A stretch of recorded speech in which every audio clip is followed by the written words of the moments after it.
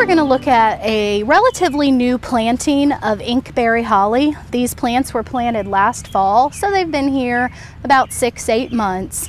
And unfortunately, these plants just really haven't thrived in this site.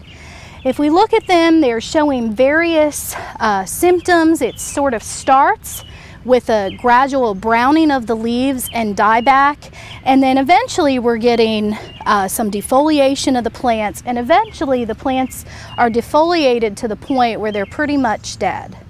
Now this is a new planting, so a recommendation for an established planting might be a little bit different, but if you have a new planting with problems like this, the first thing I suggest, if you're seeing these sorts of dieback and discoloration symptoms on the foliage, pull it out of the ground so that you can look at the roots. And what we find is it's actually really easy to pull these out of the ground. They just have not been established in this site.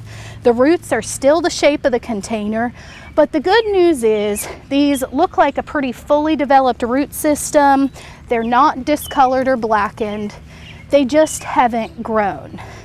The problem that we have here is restricted to the foliage.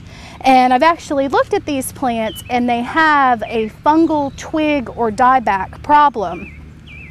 Now the fungus is inside. If it was a leaf spot problem, we might be able to use a fungicide to treat it. But because it's inside of these little twigs, something we spray on the surface isn't going to be able to get there.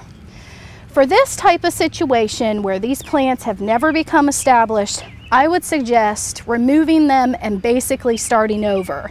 Now the good news is it's not going to be hard to dig them out, and we don't really have to worry about a contaminated soil issue.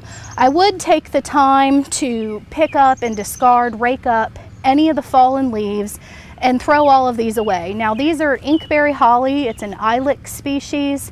I probably wouldn't go back to another ilex. You probably ought to switch to some other genus of plants, but you'd be okay to go ahead and plant right back in these beds. These sort of twig cankers are often relatively specific to a certain genus or family of plants. So in this sort of situation with a new planting, probably better to replace since these plants have just struggled from the start. One reason to hang on to those receipts, because a lot of times your better garden centers will give you a 1-year guarantee, and hopefully we can get some new plants for this area.